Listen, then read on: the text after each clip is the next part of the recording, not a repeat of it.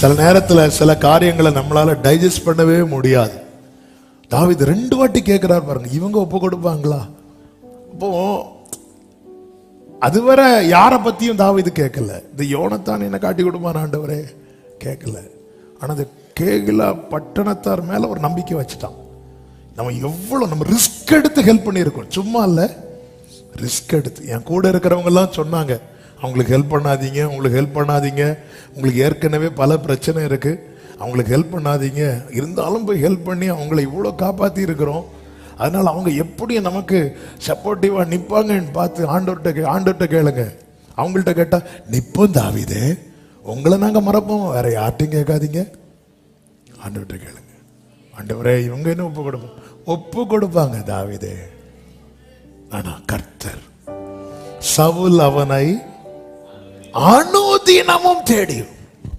என கேட்கிற அன்பு சகோதரா சகோதரி, ஏதோ ஒரு நாள் வந்து சத்துரு உங்களை பார்த்துட்டு போனா நினைக்காதீங்க.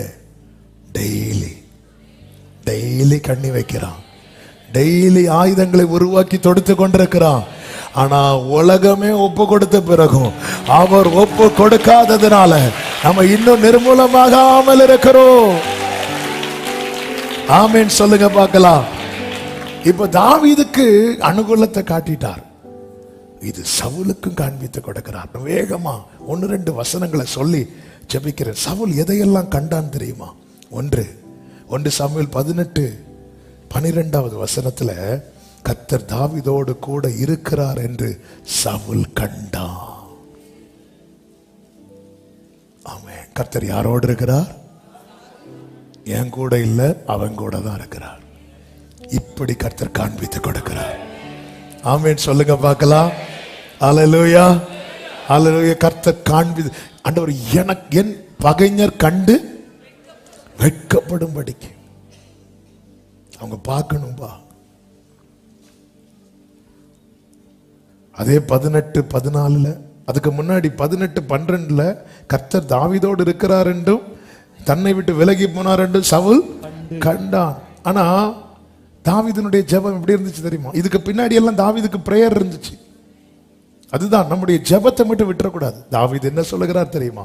25:16 நான் தனித்தவனும் சிறுமைப்பட்டவனுமா இருக்கிறேன். எப்படி இருக்கிறானா? தனித்தவனும் சிறுமைப்பட்டவனுமா இருக்கிறேன். இப்போ சவுலே சொல்றான், அவன் கூட யார் இருக்கிறா? கர்த்தர் இருக்கிறார்.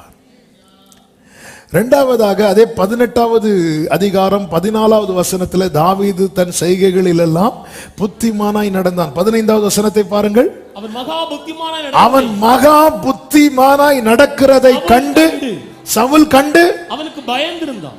இப்ப சவுலுக்கு முன்னாடி கர்த்தர் தாவீதை எப்படி நடக்க வைக்கிறார்? ஆனா தாவீதுடைய ஜெபம் என்ன? சங்கீதம் 69:5 தேவனே நீரன் புத்தியினத்தை, ஆமென், நீரன் புத்தியினத்தை.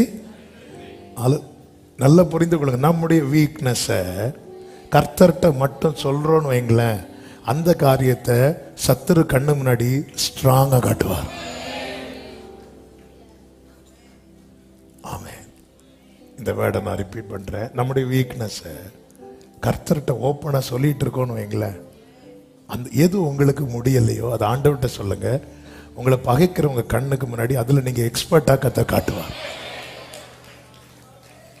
ஆமென். அதுவும் புத்திமானா நடந்தான்னு சொன்னாலே நமக்கு, இவன் நல்ல புத்தியா சொன்னான்னு சொன்னாலே நமக்கு புத்தி தலைக்கு ஏறிடும். அதுவும் எப்படி நடந்தா? மகா புத்திமானா. ஆனா தாவீது உள்ள அவர்கிட்ட என்ன சொல்லிட்டு வரா? ஆண்டவரே என் புத்தியினத்தை உங்களுக்கு தெரியும். ஐயோ மடத்தனம் பண்ணிட்டேன் புத்தியினம். ஆமென். ஆனா சவுலுக்கு முன்னாடி என்ன ஆண்டவருங்க வர. அது மாத்திரமல்ல, தாவீது அடுத்து ஜெபம் பண்றாரு. 142:4 வலது புறமாய் கண்ணோக்கி பாரும், என்னை அறிவார் ஒருவரும் இல்லை, எனக்கு அடைக்கலம் இல்லாமற் போயிட்டு ஆத்துமாவை விசாரிப்பார் ஒருவரும் இல்லை. அப்படி சொல்லிட்டு இங்க வரும்போது யோனத்தான் வந்து உயிருக்கு உயிரா நேசித்தான். இது யாருக்கு தெரிஞ்சது?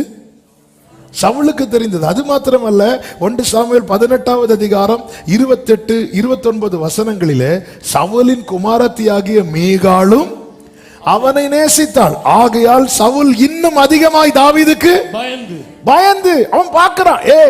அவன் ஆளுக்கு யாரும் கிடையாது கிடையாது சொல்லிட்டு இருக்கிறான். அங்க பாரு, சுத்தி இருக்கிறவங்க எல்லாம் அவனை நேசிக்கிறாங்க. கர்த்தர் காண்பித்து கொடுக்கிறார். பவுல்ட்ட அப்படிதான் சொல்லுவார், நீ பயப்படாமல் பேசு, இந்த பட்டணத்தில் எனக்கு அநேக ஜனங்கள் உண்டு. என கேட்டுக்கொண்டிருக்கிற அன்பு சகோதரா சகோதரி, சத்துருவின் கண்ணுக்கு முன்பதாக அவன் என்ன நினைச்சிட்டான், இவனுக்கு யாரும் இல்லை, இவளுக்கு யாரும் இல்லை, எளிதில் மேற்கொள்ளலான்னு. அவர்கள் கண்கள் காண கர்த்தர் அறிய வைக்க போகிறார். நீ சாதாரணமானவரோ தனித்தவனோ அல்ல. ஆமென். கர்த்தருக்கு பயந்தவர்களை கர்த்தருடைய தூதன் சூழ பாளையம் இறங்கி ரட்சிக்கிறதை காண்பித்து கொடுக்கிறார். அது மாத்திரமல்ல, தாவீதின் பக்கமே நீதி இருக்கிறது என்பதை சவுல் கண்டு கொண்டான். 1 சாமுவேல் 26வது அதிகாரம் 21வது வசனத்திலே சவுல் தாவீதை பார்த்து சொல்லுகிறான், நான் பாவம் செய்தேன், என் குமாரனாகிய தாவீதே திரும்பி வா, என் ஜீவன் இன்றைய தினம் உன் பார்வைக்கு அருமையா இருந்தால் இனி உனக்கு ஒரு பொல்லாப்பும் செய்யேன். இதோ நான் மதியற்றவனாய் மகா பெரிய தப்பிதம் செய்தேன். கர்த்தர் காண்பித்து கொடுக்கிறார். இந்த இடத்துல தான் சவுலனுடைய தலை கவிழுகிறது. அவனுடைய தலை குனிகிறான்.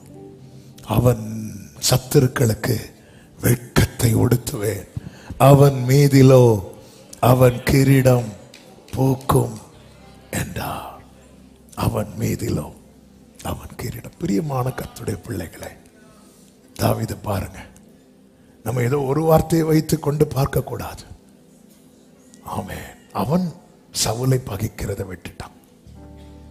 சவுல் அவன் பகைக்கல. நமக்கு எதிராளி பிசாசு மட்டும்தான். ஆனா நம்ம சவுலை எல்லாரையும் எதிரியா பார்த்துட்டு இருக்கிறோம். வேதம் சொல்லுகிறது, சவுலுக்குள்ள என்ன ஆவி இருந்துச்சு? பொல்லாதாவி. அதை விரட்ட உனக்கு கொடுக்கப்பட்ட கிருபையை யூஸ் பண்ணு. அதை உணராம சவுல் இன்னும் ஓமல ஈட்டி எறிந்து கொண்டிருப்பார் என்றால் அவர் பார்த்து கொள்வார். ஆனா நீ குற்றமில்லாமல் உன் கைகளை கழுவி. இந்த சவுல்ட்ட தான் காட்டுறா, கையை காட்டி. 1 சாமுவேல் 24 ஒரு வசனத்தை வாசித்து நம்ம செபிக்கலாம். 11வது வசனம், என் தகப்பனை பாரும், என் கையிலே பொல்லாப்பும் துரோகமும் இல்லை. அப்படி சொன்னதும் 16வது வசனத்துல சொல்லப்பட்டிருக்கிறது, தாவீது இந்த வார்த்தைகளை சவுலோட சொல்லி முடிந்த பின்பு சவுல், என் குமாரனாகிய தாவீதே, இது உன்னுடைய சத்தம் அல்லவா என்று சொல்லி சத்தமிட்டு அழுது. அப்ப ஒரு காரியம் தெரியுது, சவுலுக்குள்ள உண்மையில என்ன இருந்துச்சு தெரியுமா? ஆரம்பத்துல நன்மை இருந்துச்சு. ஆனா ஒரு பொல்லாத ஆவி என்ன பண்ணுச்சு தெரியுமா? அவனை இப்படி மாத்திச்சு. இன்னைக்கு அநேகர் உங்களுக்கு விரோதமா, உங்களுக்கு அகேன்ஸ்டா எவ்வளவு கொடுமையான காரியத்தை செய்யறாங்க. பிரியமானவர்களே, நீங்க தாவீதா மாறிட்டீங்கன்னா அவங்க ஒரு நாள் உணர்ந்து அழுவாங்க. இப்ப நான் கேட்கிறேன், இப்போ இவ்வளவு உங்களுக்கு விரோதமா பேசி செயல்படுறாங்கல்ல, அவங்க அழியணுமா உணர்ந்து அழணுமா?